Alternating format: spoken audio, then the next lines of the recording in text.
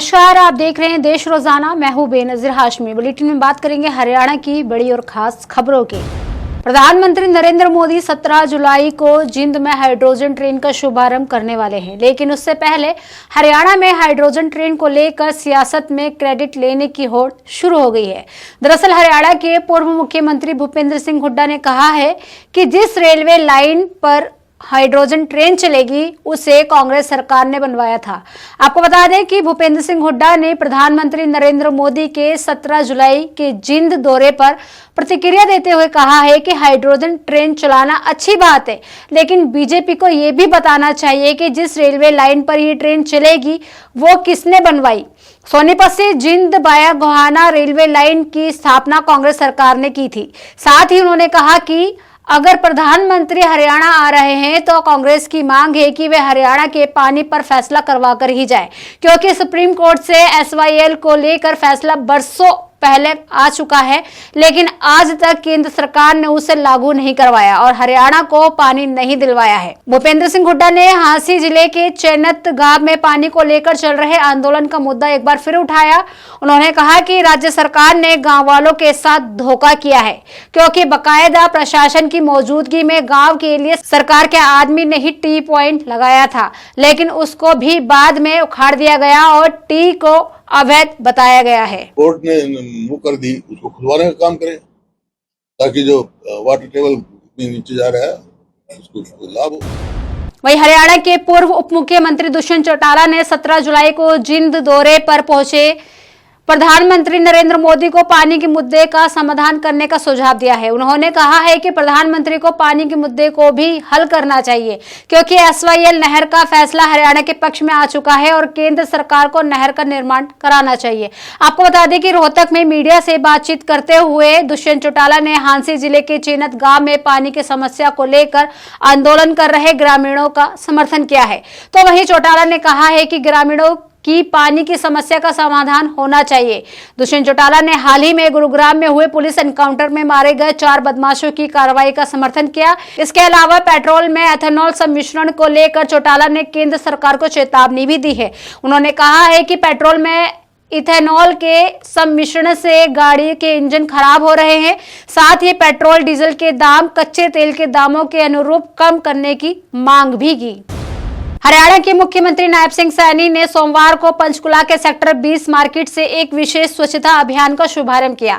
इस दौरान उन्होंने स्वयं झाड़ू लगाकर लोगों को स्वच्छता का संदेश दिया। तो वहीं हरियाणा की भाजपा प्रदेश अध्यक्ष अर्चना गुप्ता करनाल में एक अलग ही अंदाज में दिखाई दी। हाथों में झाड़ू लेकर उन्होंने स्वच्छता अभियान की शुरुआत की और कार्यकर्ताओं के साथ स्वयं सफाई का श्रमदान भी किया। आपको बता दें कि अभियान जिंद में प्रधानमंत्री नरेंद्र मोदी के प्रस्तावित दौरे से पहले पूरे प्रदेश में चलाए जा रहे स्वच्छता अभियान का हिस्सा है। अर्चना गुप्ता ने कहा कि प्रधानमंत्री नरेंद्र मोदी हरियाणा की जिंद में हाइड्रोजन रेल को हरी झंडी दिखाने पहुंचेंगे। ऐसे में भारतीय जनता पार्टी पूरे प्रदेश में स्वच्छता ही स्वागत के संदेश के साथ सफाई अभियान शुरू कर रही है। मुख्यमंत्री नायब सिंह सैनी ने पंचकुला से इस अभियान का शुभारंभ किया है और अब मंडल स्तर तक बीजेपी कार्यकर्ता आमजन के साथ मिलकर श्रमदान करेंगे। राजनीतिक सवालों का जवाब देते हुए अर्चना गुप्ता ने कांग्रेस पर तीखा हमला भी बोला। उन्होंने कहा कि भारतीय जनता पार्टी सेवा और समर्पण की राजनीति करती है, जबकि कांग्रेस केवल सत्ता और स्वार्थ की राजनीति में विश्वास रखती है। उनके अनुसार कांग्रेस में परिवारवाद, वंशवाद, भ्रष्टाचार और आपसी गुटबाजी लगातार बढ़ रही है, जबकि बीजेपी का हर कार्यकर्ता संगठन और राष्ट्रीय हित को सर्वोपरि मानकर काम करता है। कांग्रेस में हर कोई ये सोचता है कि उसे क्या मिलेगा, जबकि भाजपा में हर कार्यकर्ता का ये सोचता है कि पार्टी और समाज में क्या दिया जाए। वही अगली खबर हरियाणा के फरीदाबाद से है। फरीदाबाद में पहली बार जिला ग्रीवेंस कमेटी की बैठक की अध्यक्षता करने पहुंची प्रदेश की स्वास्थ्य मंत्री आरती राव ने अधिकारियों की कार्यप्रणाली पर नाराजगी जाहिर की है। साथ ही जन समस्याओं के समाधान में किसी भी तरह की लापरवाही नहीं बरतने की चेतावनी भी दी। आपको बता दें कि बैठक में विभिन्न विभागों से संबंधित कुल 15 शिकायतें रखी गई। इनमें से अधिकांश मामलों का मौके पर ही निपटारा कर दिया गया, जबकि शेष शिकायतों पर संबंधित अधिकारियों को तय समय सीमा के भीतर कार्रवाई करने के निर्देश भी दिए गए।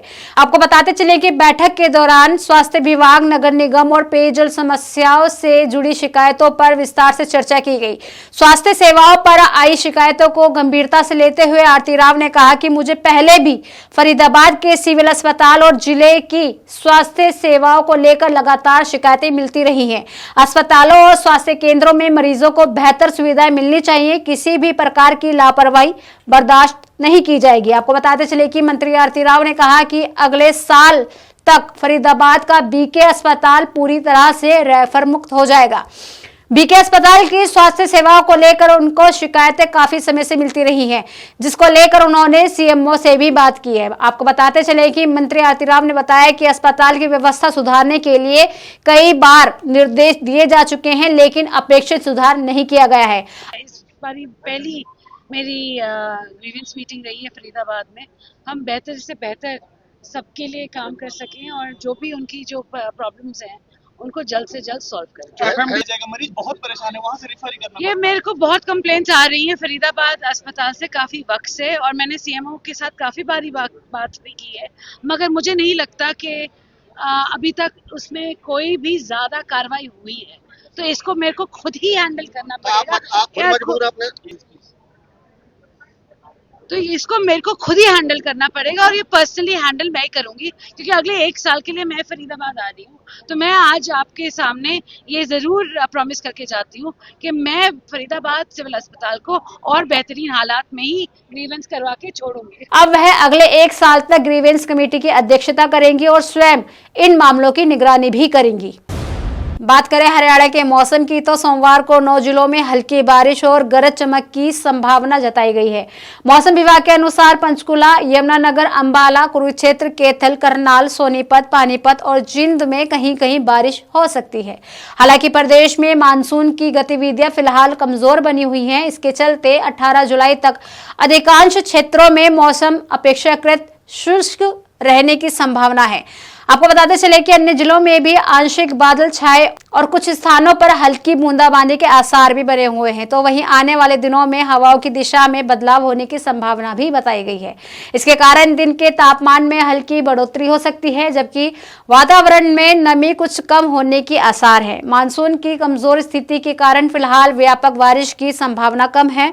हालांकि स्थानीय स्तर पर हल्की वर्षा लोगों को गर्मी से कुछ राहत दे सकती है। तो ये थी हरियाणा की बड़ी और खास खबरें। कल फिर होगी मुलाकात ऐसी ही ताजा खबरों के साथ। तब तक के लिए बने रहिए हमारे साथ और देखते रहिए देश रोजाना। नमस्कार। सब्सक्राइब करें देश रोजाना के YouTube चैनल को और नई वीडियो की नोटिफिकेशन पाने के लिए बेल आइकन जरूर दबाएं। अगर आप ये वीडियो Facebook या Instagram पर देख रहे हैं तो पेज को लाइक और फॉलो जरूर करें और ज्यादा से ज्यादा शेयर करें।